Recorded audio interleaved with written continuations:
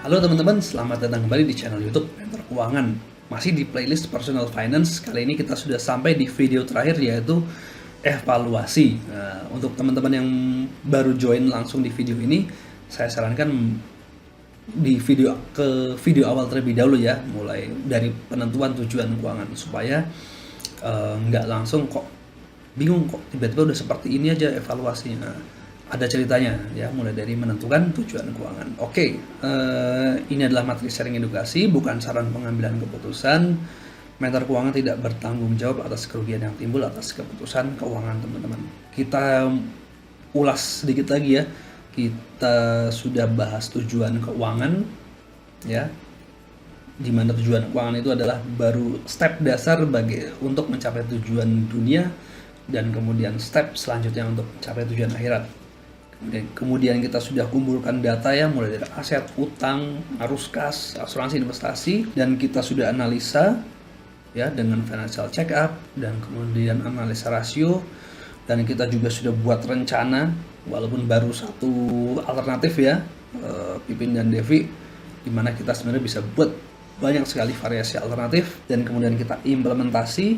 Nah, mana yang akan kita implementasikan? Kalau kita punya 5 alternatif, kita harus pilih ya, apakah A, B, C, D, E, atau modifikasi dari kelimanya. Nah, ini akan sangat tergantung dari situasi, kondisi yang terjadi di perjalanan, dan percayalah biasanya tantangannya akan sangat banyak.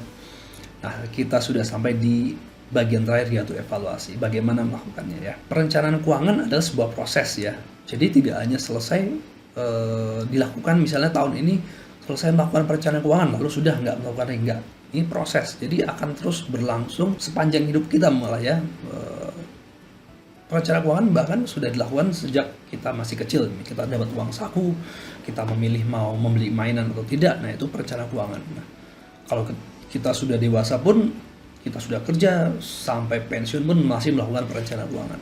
Jadi ini adalah proses yang akan selalu dilakukan dan bersifat dinamis. Jadi bisa berubah-ubah nih teman-teman ya. Kenapa? Karena kadang ada perubahan status, misalnya ada pernikahan, ada kelahiran, jadi ada anggota keluarga bertambah, otomatis perlu misalnya persiapan biaya pendidikan. Lalu ada kematian ya, tadinya menanggung berapa orang, lalu ada kematian, berkurang tanggungannya.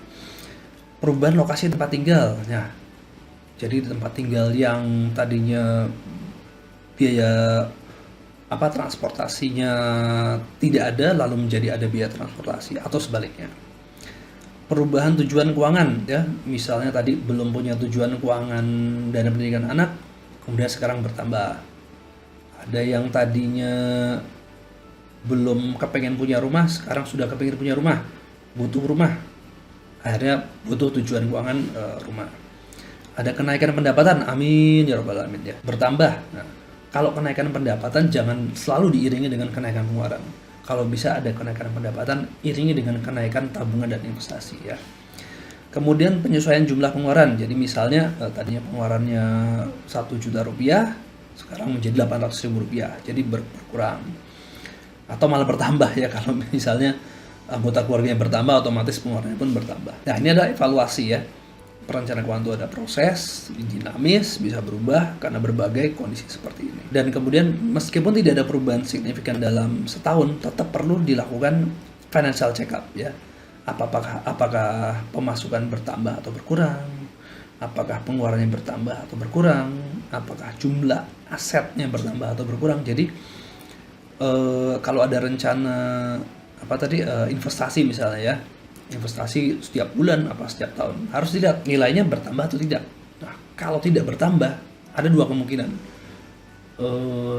Investasi Anda tidak berjalan, artinya Anda tidak melakukan penambahan aset, atau sudah melakukan penambahan aset tapi ternyata nilainya turun.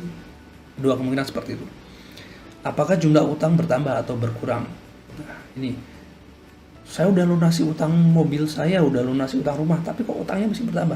Siapa tahu utang konsumtifnya yang bertambah. Kemudian measuring achievement of financial goals. Nah, itu tadi. Ini yang salah satunya hubungannya dengan aset tadi ya. Kalau teman-teman sudah melakukan investasi ya setiap bulan, tapi ternyata pencapaiannya tidak sesuai target, penambahannya tidak sesuai target, perlu dievaluasi apakah instrumen tersebut memang kinerjanya sedang kurang bagus, ataukah Anda kurang dalam melakukan penambahannya. Banyak sekali kemungkinan.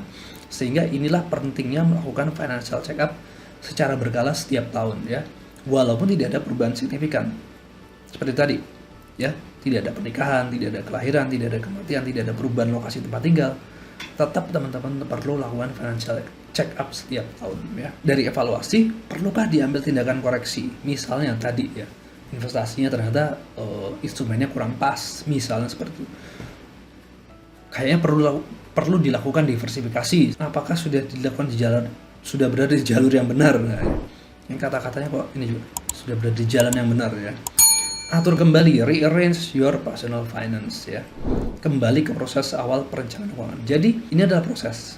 Anda tadi menentukan tujuan, mengumpulkan data, menganalisa, membuat rencana, mengimplementasi dan mengevaluasi.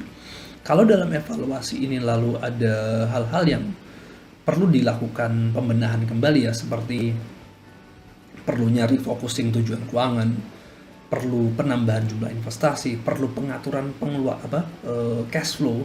Nah, kembali ke tujuan keuangan tadi, apakah tujuan keuangannya masih sama atau tidak? Apakah tujuan keuangannya ternyata jumlahnya berkurang atau bertambah?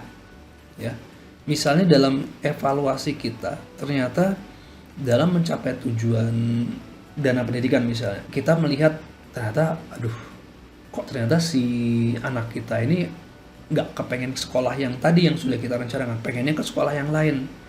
Dan ternyata sekolah lain ini ternyata biayanya lebih rendah. Nah, artinya tujuan keuangannya jumlahnya juga akan berkurang.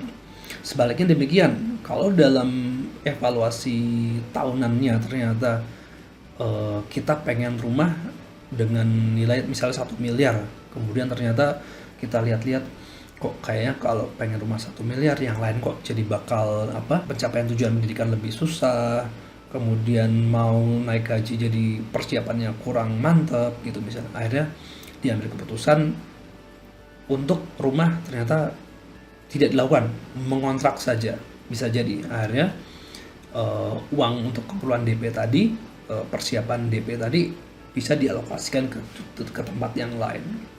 Namun jangan lupa perlu persiapan untuk mengontrak rumah. Nah, ini tujuan-tujuan keuangan yang akhirnya menjadi berubah dan dimodifikasi setiap tahunnya. Dan itu kembali lagi, kumpulin data lagi, analisa data lagi, buat rencana lagi, seperti itu. Jadi inilah fungsinya evaluasi teman-teman ya. Ini sangat penting karena dengan melakukan evaluasi kita bisa tahu apakah kita sudah di jalur yang benar atau belum. Kalau tidak ada perubahan tujuan keuangan, ya. Kalau ternyata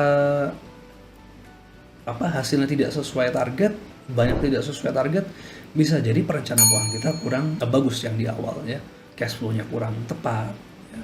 Ternyata untuk pengeluaran yang terlalu besar ya, atau mungkin asumsi tadi pendapatan bermain keyboard, menjual sambalnya ternyata terlalu optimis, seperti itu akan sangat bergantung dari hasil ya tentunya setahun ke depan nantinya. Inilah perlunya dilakukan evaluasi. Kayaknya itu aja teman-teman ya. Ini udah cukup panjang sekali playlist dari personal finance-nya. Jadi saya ucapkan terima kasih untuk teman-teman yang sudah menonton semua video mulai dari playlist awal ya, tujuan keuangan sampai ke video akhir di evaluasi. Ini adalah sebuah rangkaian video yang cukup panjang, bisa dibilang ini sebuah kursus singkat personal finance ya, kursus singkat di YouTube lah gitu. Tapi kalau teman-teman ingin pendalaman lebih detail lagi, saya sarankan teman-teman ambil kelas sertifikasi ya, seperti CFP ya, KFA, IFP, RFC ya, macam-macam. Silakan mungkin kalau ada yang ingin bertanya mengenai kelas mana yang sebaiknya diambil, silakan aja komen, kita bisa diskusi atau langsung ke DM ke IG di mana Mentor Keuangan atau Gudang Emas dan Perak, silakan free aja untuk diskusi. Dan saya mohon maaf kalau dalam penyampaian video-video saya ada yang salah kata, salah ucap, ada yang menyinggung. Tentu itu tidak sama sekali tidak bermaksud untuk melakukan perbuatan tersebut ya, untuk menyinggung teman-teman, saya mohon maaf, dan pasti masih banyak kekurangan di sana sini. Anyway, saya berharap apa yang sudah ada dalam video ini dan sudah disampaikan mudah-mudahan bisa bermanfaat, bisa memberikan inspirasi, memberikan tambahan wawasan untuk yang sudah pernah mengenal perencanaan keuangan. Dan tentunya ini adalah bagian dari visi saya untuk meningkatkan literasi keuangan keluarga Indonesia agar semuanya bisa mencapai tujuan hidupnya ya. Demikian, sekali lagi dari saya mohon maaf, terima kasih atas kesempatan yang diberikan. Wassalamualaikum warahmatullahi wabarakatuh. Thank you.